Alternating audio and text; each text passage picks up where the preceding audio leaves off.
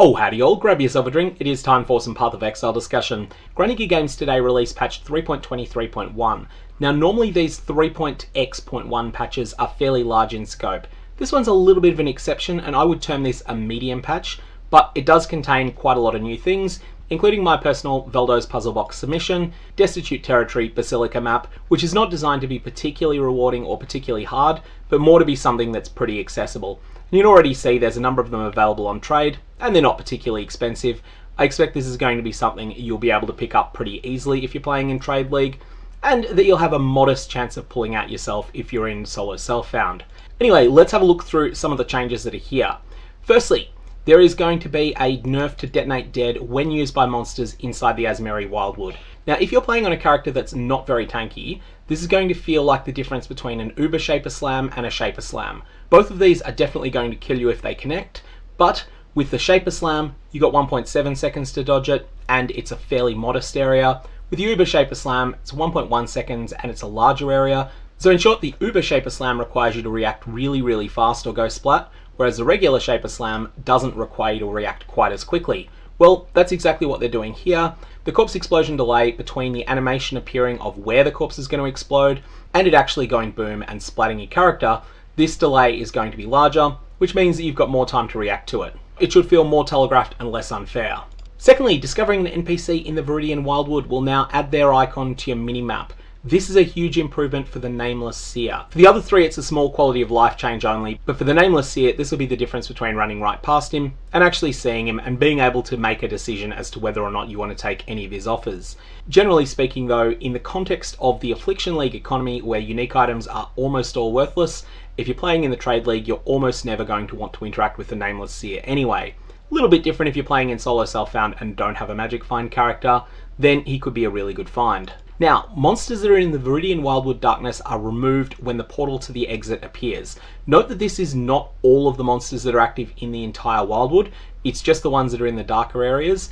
And the intention here is that there is a min-max strategy that was not particularly fun, where you could path through the Wildwood, then once you'd finished, you could retrace your steps and try and aggro a few extra monsters that were out in the darkness and kill those, and potentially get a couple of hundred or even a few hundred extra wisps, and then walk your way out back to the portal again. Those shenanigans are both no longer possible, and also, because they're no longer possible, they're no longer going to feel nearly mandatory for some players that are focused on getting the absolute most juice they possibly can out of every map, no matter how little fun they have doing so. There's been a couple of tweaks to Spected versions of monsters found in the Azmeri Wildwood. Their aggro radius has been increased to be more in line with other Spectres, and Grinding Games have a general rule of thumb that Spected versions of monsters should not be more tanky than Kitava's Herald monsters, and this is largely due to corpses of them being able to be generated and then detonated. They want to set some limit on corpse hit points rather than having to nerf Detonate Dead across the board, and as a result, the compromise they came to was to say that any monster that is tankier than a Kitava's Herald, and when you fight those things in Act 10, you certainly get a sense they're the tankiest monsters around, anything that is unusually tanky and beyond those limits has had its hit points as a corpse and as a Spectre nerfed down to be equal to that of a Kitava's Herald, and Grinding Games had previously missed the Nameless Beast. That has now been fixed. Finally, Spected versions of Cultist Warriors and Cultist Brutes are now capped at 20 minions that they can summon. Now there's a whole bunch of additional commissions that are being added here, 1337 more foiled unique items that can come out of the Voidborn Reliquary key, and also an additional 877 Valdo's Puzzle Boxes. Now those of you like me that are interested in mediocre internet memes may notice the number 1337 there and think, hey, I wonder if that's a coincidence or not. Well, what I suggest you do is take 877 and multiply that 877 by the $480 price of the Sandwraith Assassin Supporter Pack, and you'll see that Grinding Games have definitely cut off at 877 for the purposes of a meme. They probably had a couple of hundred others that were ready to go as well, but they decided to hold them off probably until 3.23.2 for the purposes of memifying these patch notes. Now, one of the popular options with item filters that started being used a bit more, especially in the private league I'm in at the moment, the BPL League, is the ability to follow someone's item filter. And that's been upgraded here with a new text command, /reload item filter, which will do exactly what it says it does. This is not something that's a major quality of life feature, but it will be useful for a number of people, including me. Now the next line is going to look like a head scratcher if you haven't been following every single thing that's been going on in 3.23 so far. The last time Abyss was overhauled, Stygian Spires were removed out of the Abyssal Depths and put into maps. When this happened, there was actually something that a lot of players didn't notice, myself included, and that was that granting Stygian Spires additional projectiles caused them to eventually drop more loot. Not just the intended amount of additional loot that you'd get from the map mod that adds additional projectiles to them, but in addition to that, they would spawn more monsters, and each of those monsters would spawn loot as well. This was something that got scaled up to the moon in patch 3.23.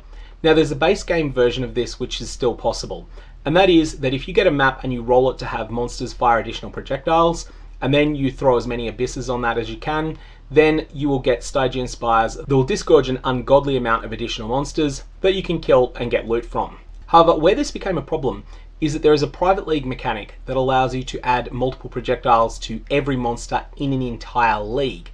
This is intended solely as a difficulty mod that has no additional reward attached to it. That's the whole goal of private leagues. You can opt into additional challenge if you want, but there are no easy buttons that you can press, and private leagues can only make the game harder than the base game. And while there's a couple of really extreme corner cases that you can point to, situations where a specific interaction is stronger with private league mods in play than it is in the base game, probably most notably with Doriani's prototype armor being combined with the private league mods, minus 40% to lightning, cold, fire, and chaos resistance. This is something that is not a path of least resistance to any realistic goal you could have in the game. However, in this league, adding multiple projectiles onto an entire league was the path of least resistance if your goal was to just loot a staggering amount of divine orbs in every single map that you ran. And as a result, Grinding Games emergency patched that. They actually completely disabled the private league mod that added multiple projectiles to maps. Now that was the emergency patch. Here what they're doing is they're upgrading the emergency patch into a permanent fix. Additional multiple projectiles as a private league mod is now re-available, but when it's chosen, it's not going to affect Stygian Spires specifically. So that's the ultimate purpose of this change. Essentially, it's upgrading a temporary fix to a permanent fix for a problem where Grinding Games had accidentally given players a way to buy power. They emergency patched that issue out the day they noticed it, and then now they've gone and fixed it permanently. There's a couple of small quality of life changes. Ultimatum monsters will now teleport to the altar in Protect the Altar missions if they're unable to path towards it for 10 consecutive seconds. Darkshrines in the normal labyrinth have been buffed because a particular mechanic that didn't make sense ever since Grinding Games removed traps from the final Azaro fight has now been removed from the Darkshrine pool. Detonate Dead of Chain Reaction can no longer be supported by Spell Cascade. All this means is that DDOCR is no longer going to have its mana cost increased by Spell Cascade and other similar effects because it wasn't actually achieving anything for the skill itself. And then there's a couple of other really small little changes here that you can have a read of. I'll put a link down in the description to the patch notes. Now there's a whole section that's dedicated to bug fixes, and some of them mention skills. I wanted to have a quick look at the two that I think are the most impactful here. The first one is some changes to Blade Vortex, and these are impactful by virtue of not being the fix that Blade Vortex of Scythes needed to be useful at all. Blade Vortex of Scythes is one of the worst reviewed of the new skill gems. It's generally regarded as a terrible, terrible, terrible gem, much worse than Ethereal Knives and quite similar to it in terms of the role that it plays. Blade Vortex of Scythes sacrifices most of the duration of Blade Vortex, but it also sacrifices the ability to stack up multiple copies of it on top of each other. A lot of players thought that wasn't intended because they thought that the damage that it dealt was so low that it was balanced around being able to stack multiple times the way that Blade Vortex is. That's not the case. The damage on this skill is just so low that it is not worth using. So Blade Vortex of Scythes is mentioned here. A lot of people thought this is the bug fix that's needed. This is a fix because it's dealing way less damage than intended, and this is going to change that. No, it's not. It's dealing the intended amount of damage. The intended damage is just really, really low. Secondly, from a skill where the bug fix is not the buff that players are expecting, to a skill that is massively overperforming and that players thought if there was going to be any bug fix to it, it was going to be a nerf to the damage. Let's talk about Penance Brand of Dissipation. Penance Brand in general has had a massive overhaul in this patch, and it also gained 2 new transfigured versions. However, Penance Brand of Dissipation is probably this league's strongest build. It's certainly the skill gem that deals the most damage, and it's not close. Penance Brand of Dissipation deals so much damage that it would probably still be a very strong gem if it had a 60% less multiplier to the amount of damage that it dealt. And I think a lot of people expected when the patch notes called this gem out that that was going to be the case. However, preliminary testing indicates that what's been changed here is actually that the upper limit on the amount of damage that this skill gem does has actually been increased. So the ramp up is no faster, but the cap on the ramp, if you have 2 Penance Brands attached to the same monster, appears to be higher than it was in 3.23.0. That said, in practice this is not going to matter because monsters die so rapidly that Penance Brand of Dissipation is not going to be able to build up that many stacks. I think that this gem is this league's equivalent of the Crucible Totem Explosion node in terms of a skill that deals true outlier amounts of damage. In the BPL Private League, my team has a boss killer, a dedicated boss killer, who will come in and do Maven's Invitations and things like that, and told me when I was rolling a formed, go and Varl it, try and make it as ugly as you can, it's not going to matter. So I Varled it turned into an 8-mod encounter, we went in there with 2-player hit points in effect, and he killed the bosses so quickly, the Shaper Guardians that were augmented by these 8 mods and also by 2-player hit points, that none of them got to do a single action. When we did the Elder Slayers later, that was only a 6-mod rare, and Drox actually got to counterattack once. Drox got to use one of his skills. Everything else died so rapidly that nothing was even able to happen, and that's Penance Brand of Dissipation for you.